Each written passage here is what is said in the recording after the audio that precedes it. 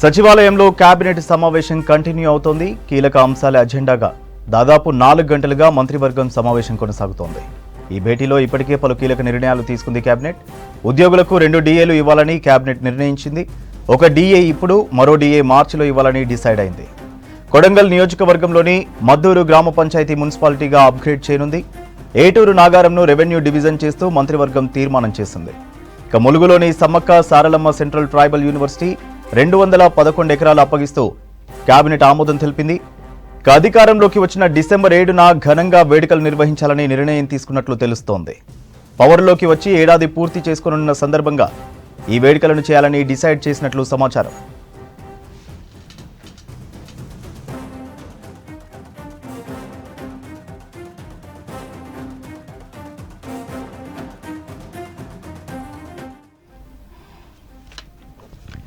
సచివాలయంలో కేబినెట్ సమావేశం కంటిన్యూ అవుతోంది. కీలక అంశాల అజెండాగా దాదాపు 4 గంటలుగా మంత్రివర్గం సమావేశం కొనసాగుతోంది. ఈ భేటీలో ఇప్పటికే పలు కీలక నిర్ణయాలు తీసుకుంది కేబినెట్. ఉద్యోగులకు 2 DAలు ఇవ్వాలని కేబినెట్ నిర్ణయించింది. ఒక DA ఇప్పుడు, మరో DA మార్చిలో ఇవ్వాలని డిసైడ్ అయింది. కొడంగల్ నియోజకవర్గంలోని మద్దూరు గ్రామ పంచాయతీ మున్సిపాలిటీగా అప్గ్రేడ్ చేయనుంది. ఏటూరు నాగారంను రెవెన్యూ డివిజన్ చేస్తూ మంత్రివర్గం తీర్మానం చేసింది. ములుగులోని Sammakka Saralamma central tribal university 211 ఎకరాలు అప్పగిస్తూ కేబినెట్ ఆమోదం తెలిపింది. అధికారంలోకి వచ్చిన డిసెంబర్ 7న ఘనంగా వేడుకలు నిర్వహించాలని నిర్ణయం తీసుకున్నట్లు తెలుస్తోంది. పవర్లోకి వచ్చి ఏడాది పూర్తి చేసుకోనున్న సందర్భంగా ఈ వేడుకలను చేయాలని డిసైడ్ చేసినట్లు సమాచారం.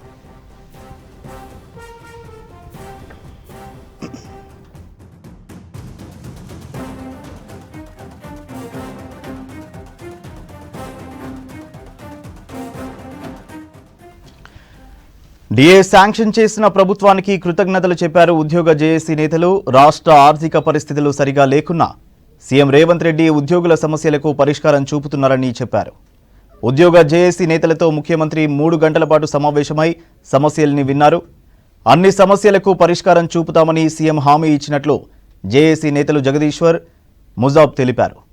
గత బీఆర్ఎస్ సర్కార్ 3 DAలు పెండింగ్లో పెట్టినట్లు చెప్పిన జాక్ నేతలు మార్చిలో ప్రభుత్వం మరో DA ఇవ్వనున్నట్లు తెలిపారు.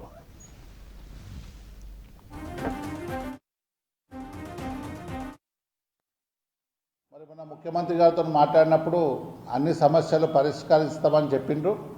అన్ని సమస్యల పరిష్కారంగా ఆలోచిస్తున్నందుకు ముఖ్యమంత్రి గారికి కృతజ్ఞతలు తెలియజేస్తున్నాను. దాదాపు నెలకు 4,000 కోట్లు డెఫిసిట్ ఉన్న ఇలా ప్రభుత్వం ఒక DA ఇవ్వడం నిజంగా యావత్ ఉద్యోగులకు సంతోషాన్ని ఇస్తుంది.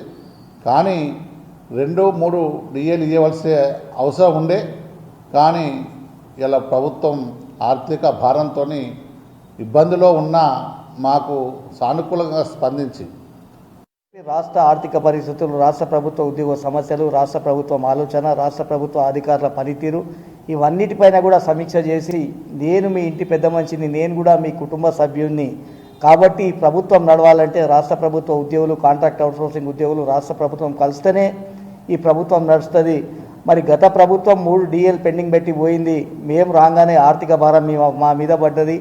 రాష్ట్రానికి ఉన్న ఆదాయం సగం పైసలు మిత్తికి పోతున్నాయి అని చెప్పి కూడా వారి ఆవేదన వ్యక్తం చేయడం జరిగింది. రాష్ట్ర ప్రభుత్వ ఉద్యోగులుగా రాష్ట్ర ప్రజలకు కష్టం ఉన్నప్పుడు ఖచ్చితంగా రాష్ట్ర జేఏసీ, తెలంగాణ NGOs, తెలంగాణ గెస్టెడ్ అధికారుల 4వ తరగతి మేమందరం కూడా మాకున్న వెసులుబాటుతోని 130 కోట్ల రూపాయలు మరి రాష్ట్ర ప్రభుత్వానికి కూడా చెల్లించడం మీరు అందరూ కూడా చూసారు. ఈరోజు ఆర్థిక భారం ఉన్నప్పటికీ కూడా గౌరవ ముఖ్యమంత్రి గారు, ఉప ముఖ్యమంత్రి గారు, సహచర మంత్రివర్యులు అందరి ఆలోచన మేరకు అందరు కలిసి ఒక DA విడుదల చేసినందుకు అందరి పక్షాన కృతజ్ఞతలు తెలియపరుచుకుంటూ, ఉద్యోగులు ఎవరికి కూడా ఆందోళన అవసరం లేదు.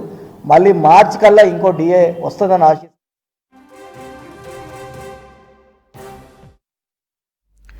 కాళేశ్వరం కమిషన్ బహిరంగ విచారణ కంటిన్యూ అవుతోంది. ఎంక్వైరీకి సీఈ కొట్టేరు సుధాకర్ రెడ్డి హాజరయ్యారు. వ్యాప్కోస్కు DPR బాధ్యతలను టెండర్ లేకుండా నామినేషన్ పద్ధతిలో కేటాయించారా అన్న కమిషన్ ప్రశ్నకు ప్రభుత్వ స్థాయిలోనే జరిగిందని రిప్లై ఇచ్చారు సుధాకర్ రెడ్డి. ప్రభుత్వంలో ఎవరు ఆదేశాలు ఇచ్చారు, అప్పుడు ఇరిగేషన్ మంత్రి ఎవరన్న కమిషన్ హరీష్ రావు ఆధ్వర్యంలో జరిగిందని సీఈ చెప్పారు. కాపర్ డ్యాంకు పేమెంట్లు చేయొద్దని అగ్రిమెంట్లో ఉన్న నిర్మాణ సంస్థకు ఎందుకు చెల్లించారన్న కమిషన్, జీవనది కావడంతో కొన్ని ప్రత్యేక పరిస్థితుల్లో కాపర్ డ్యాంకు చెల్లింపులు చేశారని తెలిపారు.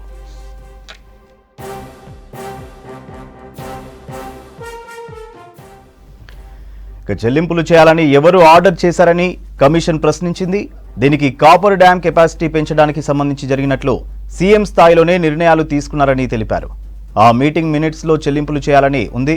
ఆ తర్వాత కాపర్ డ్యాం ఎత్తు పెంపులో భాగంగా మంత్రి ఈఎన్సీ సైట్ను పరిశీలించి రివైజ్డ్ చెల్లింపులకు ఆదేశించిన ఆ డబ్బును పే చేయలేదు. మేడిగడ్డకు సబ్స్టాన్షియల్ కంప్లీషన్ సర్టిఫికేట్ ఎందుకు ఇచ్చారని అడిగింది. ఇచ్చే ముందు అక్కడ పనులను పరిశీలించారా, రికార్డులున్నాయా అని ప్రశ్నించింది కమిషన్.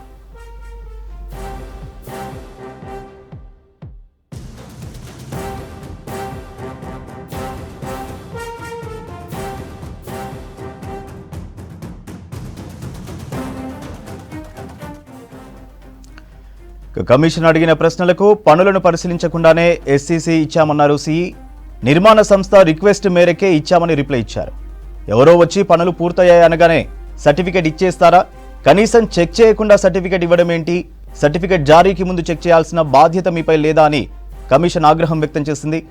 బ్యారేజీల్లో నీటిని నిల్వ చేసుకునేందుకు అవకాశం ఉందా అని కమిషన్ ప్రశ్నించగా నిల్వ చేసుకోవచ్చని సిఈ సుధాకర్ రెడ్డి తెలిపారు. కాళేశ్వరం కార్పొరేషన్ పర్పస్ ఏంటి అని ప్రశ్నించిన కమిషన్ ప్రాజెక్టు ఆర్థిక అవసరాలు తీర్చడమేనని సిఈ చెప్పారు.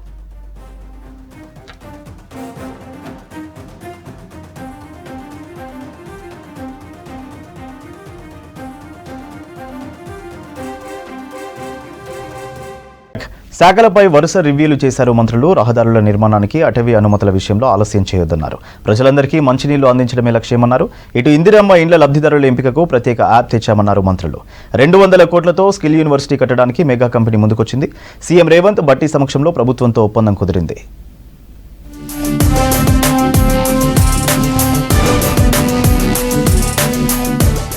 నారాయణపేట జిల్లా మద్దూరులో పర్యటించారు ముఖ్యమంత్రి Revanth Reddy.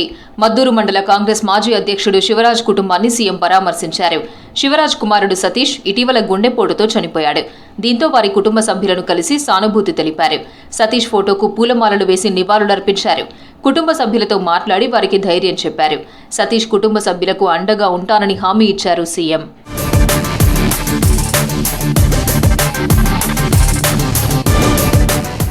Young India skill varsity ఏర్పాటుకు మరో ముందడుగు పడింది.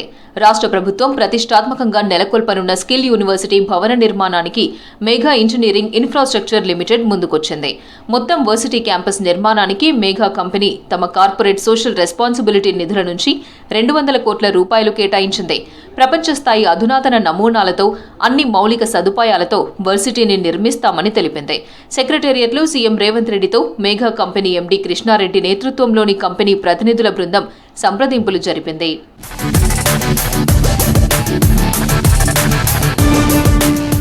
ఇందిరమ్మ ఇండ్ల లబ్ధిదారుల ఎంపికకు ప్రత్యేక యాప్ రూపొందించామన్నారు మంత్రి పొంగులేటి శ్రీనివాసరెడ్డి.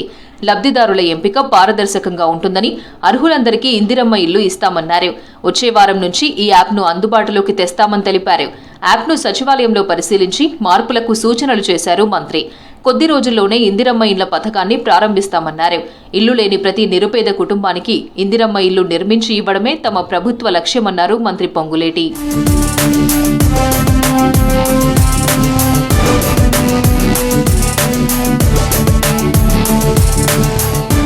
రోడ్ల నిర్మాణ ప్రాజెక్టులకు సంబంధించిన అటవీ అనుమతుల సాధనలో నిర్లక్ష్యానికి తావులేదన్నారు మంత్రులు కోమటిరెడ్డి వెంకటరెడ్డి, కొండా సురేఖ. రాష్ట్ర ప్రగతికి జీవనాడులైన రహదారుల నిర్మాణానికి అటవీ అనుమతుల విషయంలో ఆలస్యం చేయొద్దన్నారు. ఆర్ఎండ్బి, ఫారెస్ట్ అధికారులతో రివ్యూ చేశారు మంత్రులు కోమటిరెడ్డి, సురేఖ. రాష్ట్రంలో గత 5 ఏళ్లుగా అటవీ అనుమతుల పేరుతో పనులు ఆగిపోవడం బాధాకరమన్నారు. చిన్న సాంకేతిక కారణాలతో ఫైళ్లు పెండింగ్లో పెట్టి పనులను ఆపొద్దంటూ అధికారులపై సీరియస్ అయ్యారు మంత్రులు.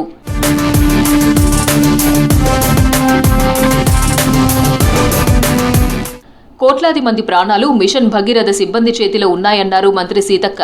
అధికారులంతా బాధ్యతతో పనిచేయాలని సూచించారు.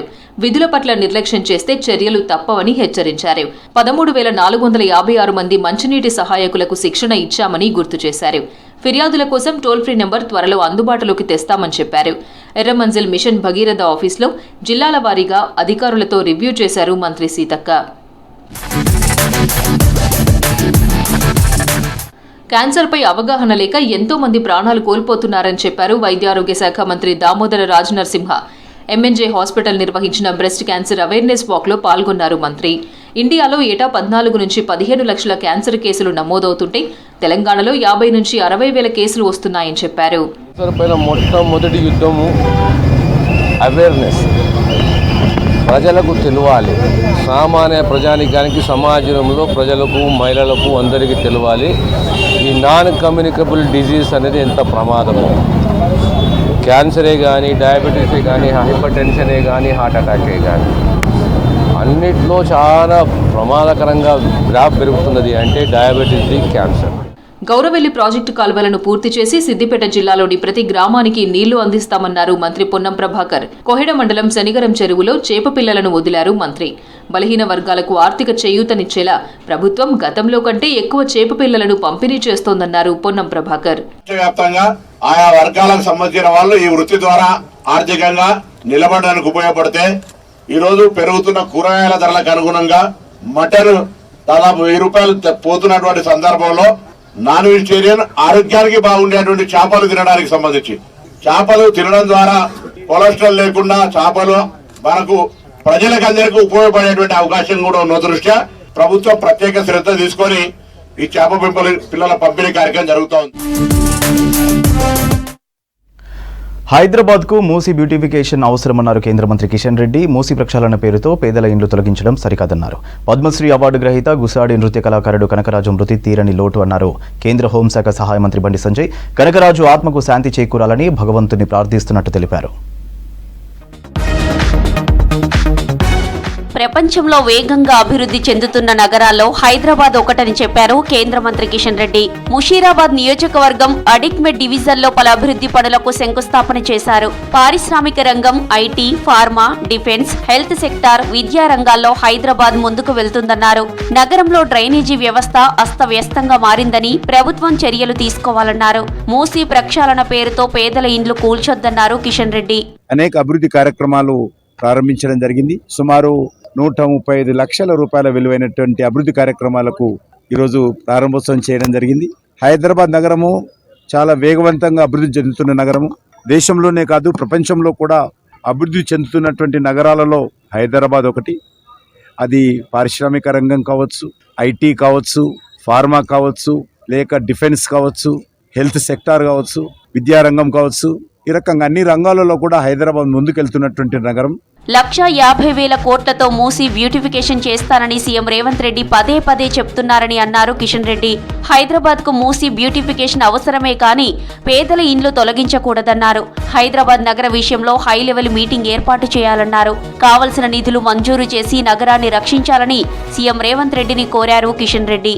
హైదరాబాద్ నగరంలో కాంట్రాక్టర్లకు, హైదరాబాద్ సివిక్ ప్రాబ్లమ్స్ లో పనిచేసేటువంటి కార్మికులకు సరైనటువంటి జీతాలు రాక, కాంట్రాక్టర్లకు సకాలంలో నిధులు పేమెంట్ చేయని కారణంగా మరి శాంక్షన్ అయినటువంటి పనులు 2 సార్లు 3 సార్లు 4 సార్లు టెండర్లు వేసినప్పుడు కూడా ఏ కాంట్రాక్టర్గా ముందుకు వస్తున్నటువంటి పరిస్థితి లేదు. ఈ సమస్య పరిష్కారం కోసం ప్రభుత్వం చర్యలు తీసుకోకపోతే రానున్న రోజుల్లో హైదరాబాద్లో డ్రైనేజ్ వ్యవస్థ పూర్తిగా స్తంభించిపోయేటువంటి అవకాశం ఉంది. కొమరంభీం ఆసిఫాబాద్ జిల్లాకు చెందిన పద్మశ్రీ అవార్డు గ్రహీత గుస్సాడి నృత్య కళాకారుడు కనకరాజు మృతి తీరని లోటన్నారు కేంద్ర హోంశాఖ సహాయ మంత్రి బండి సంజయ్. ప్రముఖ గుస్సాడి నృత్యానికి జీవం పోసి ప్రపంచానికి పరిచయం చేసి గుస్సాడి రాజుగా కనకరాజు పేరు గాంచారని తెలిపారు. కనకరాజు ఆత్మకు శాంతి చేకూరాలని భగవంతుని ప్రార్థిస్తున్నట్లు తెలిపారు బండి సంజయ్.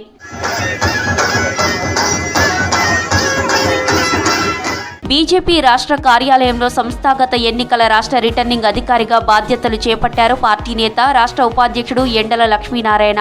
కార్యక్రమంలో రాష్ట్ర సహా రిటర్నింగ్ అధికారులుగా నియమితులైన కరుణాకర్, గీతామూర్తి పాల్గొన్నారు. ప్రతిష్టాత్మకంగా టీడీపీ సభ్యత్వ నమోదు కార్యక్రమాన్ని ప్రారంభించామన్నారు సీఎం చంద్రబాబు. కార్యకర్తలకు అన్ని విధాల పార్టీ అండగా ఉంటుందన్నారు. అటు అమెరికాలో మంత్రి లోకేష్ పర్యటన కొనసాగుతోంది. ఐటీ సర్వ్, ఎన్ఆర్ఐ ప్రతినిధులు మంత్రికి ఘన స్వాగతం పలికారు.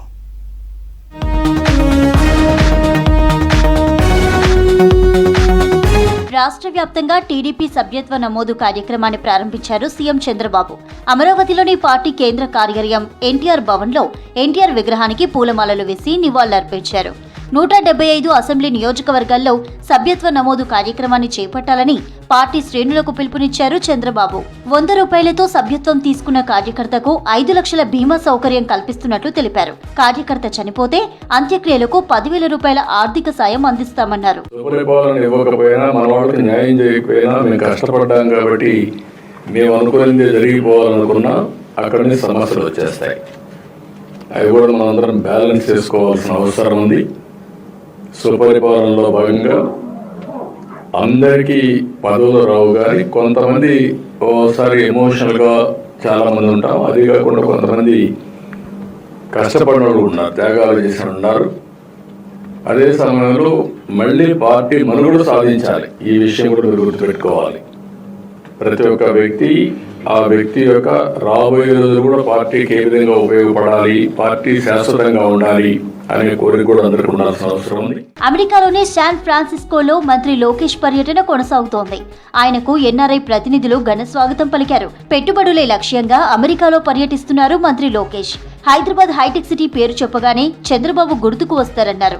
విజనరీ లీడర్ నేతృత్వంలో ఏపీ అభివృద్ధి దిశగా ముందుకెళ్తోందన్నారు. హైదరాబాద్, బెంగళూరు నగరాలకు దీటుగా ఆంధ్రప్రదేశ్ అభివృద్ధి చెందుతోందని ధీమా వ్యక్తం చేశారు. ఇక నవంబర్ 1వ తేదీ వరకు అమెరికాలో పర్యటించనున్నారు మంత్రి లోకేష్. ఈ నెల 29న లాస్ వేగాస్ నగరంలో జరగనున్న ఐటీ సర్వీసెస్ ఎనర్జీ 9వ సదస్సుకు హాజరు కానున్నారు. 31న అట్లాంటాలో ఎన్టీఆర్ ట్రస్ట్ ఏర్పాటు చేసిన ఎన్టీఆర్ విగ్రహావిష్కరణ కార్యక్రమంలో పాల్గొనున్నారు మంత్రి లోకేష్. ఆస్తుల వివాదంపై వైవి సుబ్బారావు చేసిన వ్యాఖ్యలపై వైఎస్ షర్మిల తీవ్రంగా మండిపడ్డారు. వైవి సుబ్బారెడ్డి, విజయసాయిరెడ్డిలు జగన్ మోచేతి నీళ్లు తాగేవాళ్ళని ఫైర్ అయ్యారు. జగన్ పదవులిస్తే ఆస్తులు కూడగట్టుకున్న వాళ్ళు ఇలా కాకుండా మరేలా స్పందిస్తారని మండిపడ్డారు. తనకు లాభం జరుగుతుందంటే మాజీ సీఎం జగన్ అమ్మను కోర్టుకైనా ఈడుస్తాడు, నాన్న పేరును ఎఫ్ఐఆర్ లో కూడా చేరుస్తాడన్నారు. త్వరలోనే విజయమ్మ ఆస్తుల విషయంపై స్పందిస్తారన్నారు షర్మిల. జగన్ తన క్యాడర్ తో సోషల్ మీడియాలో అసభ్యంగా కామెంట్స్ చేయిస్తున్నారంటూ ఆవేదన వ్యక్తం చేశారు. అన్న మీద ప్రేమతో అండగా ఉంటే మోసం చేశారంటూ కన్నీటి పర్యంతమయ్యారు షర్మిల. అంటే తనకు లాభం జరుగుతుంది అంటే అమ్మను కోర్టుకైనా ఏడుస్తారు, తనకు లాభం జరుగుతుంది అనుకుంటే నాన్న పేరును ఎఫ్ఐఆర్లో ఛార్జ్ షీట్లో కూడా చేర్పిస్తారు. ఇది కాదా జగన్మోహన్ రెడ్డి గారు చేసింది? తనకు మేలు జరుగుతుంది అనుకుంటే చెల్లెల్ని వాడుకుంటారు, తనకు అవసరం లేదు అనుకుంటే తొక్కేస్తారు. చంద్రబాబు నాయుడు ఇచ్చిన స్క్రిప్ట్ ను షర్మిల చదువుతున్నారన్నారు వైఎస్ఆర్సీపీ రీజనల్ కోఆర్డినేటర్ పెద్దిరెడ్డి రామచంద్రారెడ్డి. కడపలో 2 జిల్లాల పార్టీ ముఖ్య నేతలతో సమావేశమై పార్టీ బలోపేతంపై చర్చించారు. చంద్రబాబు పన్నాగం ప్రకారం షర్మిల నడుస్తున్నారు అంటూ ఆగ్రహం వ్యక్తం చేశారు పెద్దిరెడ్డి. పార్టీ కోసం శ్రమించిన వారికి కీలక పదవులొస్తాయని స్పష్టం చేశారు. పార్టీలో అవసరమైన మార్పులు చేర్పుల గురించి మాజీ సీఎం జగన్ దృష్టికి తీసుకువెళ్తామన్నారు పెద్దిరెడ్డి.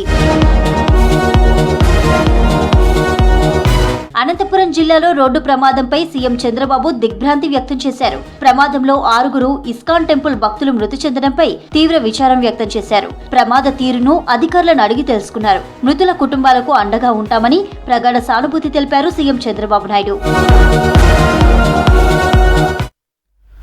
ఏఐసీసీ చీఫ్గా పార్టీ అభివృద్ధికి ఖర్గే నిరంతరం కృషి చేశారన్నారు ఎల్ఓపీ రాహుల్ గాంధీ. రాజ్యాంగం, ప్రజాస్వామ్య రక్షణలో ఖర్గే పోరాటం ప్రతి ఒక్కరికి ఆదర్శమన్నారు. వాయనాడ్ నుంచి ఎంపీగా పోటీ చేయడం సంతోషంగా ఉందన్నారు ప్రియాంక గాంధీ. మహారాష్ట్ర ఎన్నికల్లో పోటీ చేసే అభ్యర్థుల 2వ జాబితా ప్రకటించింది కాంగ్రెస్. మరోవైపు మహారాష్ట్రలో పోటీ చేయకూడదని నిర్ణయించుకుంది ఆమ్ ఆద్మీ పార్టీ.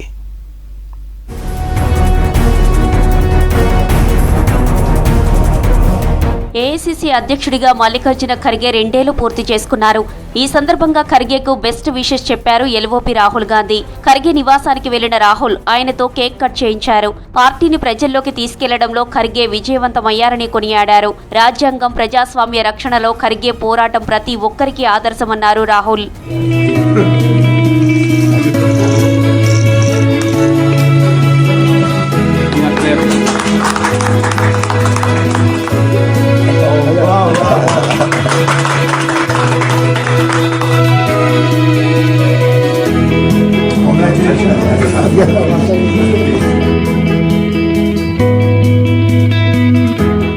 వయనాడు నుంచి ఎంపీగా పోటీ చేయడం సంతోషంగా ఉందన్నారు కాంగ్రెస్ నేత ప్రియాంక గాంధీ. ప్రత్యక్ష ఎన్నికల్లో పోటీ కొత్తే అయినప్పటికీ పోరాటం కొత్తేమీ కాదన్నారు. వయనాడు ప్రజలు ప్రకృతి బీభత్సాన్ని అధిగమించి ముందుకెళ్లిన తీరు తనలో స్ఫూర్తి నింపిందన్నారు. అలాంటి ప్రజల తరపున పార్లమెంటుకు వెళ్లే అవకాశం రావడం గౌరవంగా భావిస్తున్నట్లు తెలిపారు. ఈ మేరకు సోషల్ మీడియాలో ఎమోషనల్ పోస్టు చేశారు ప్రియాంక.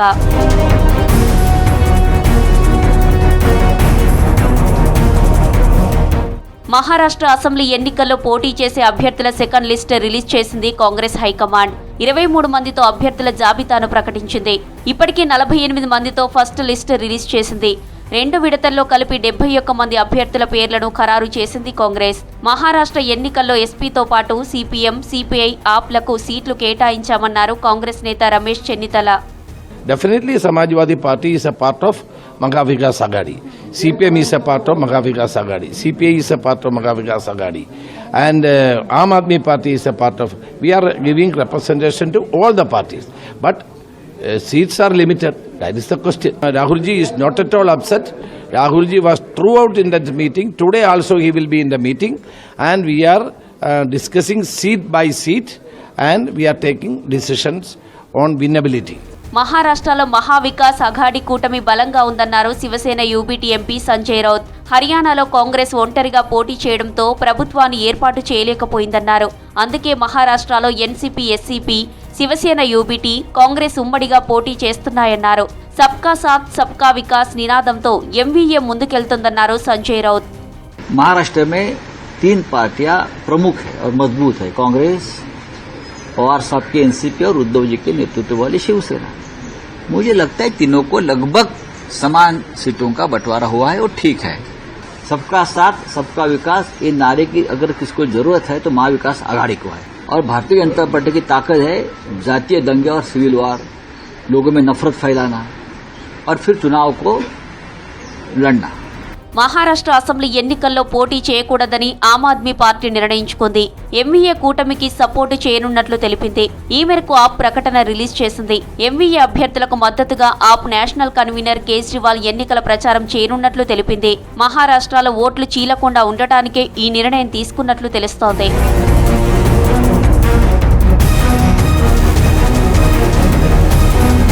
జమ్మూ కశ్మీర్ అసెంబ్లీ ఎన్నికల్లో పీడీపీ ఘోర ఓటమితో ప్రక్షాళన చర్యలు చేపట్టారు ఆ పార్టీ చీఫ్ మహబూబా ముఫ్తీ. పార్టీలోని అన్ని వింగ్స్ అధ్యక్షులతో పాటు అన్ని రకాల పదవుల్లోని వారిని బాధ్యతల నుంచి తప్పించారు. త్వరలో కొత్త నియామకాలు చేపడతామన్నారు ముఫ్తీ. ఇవి బులెటిన్ అప్డేట్స్.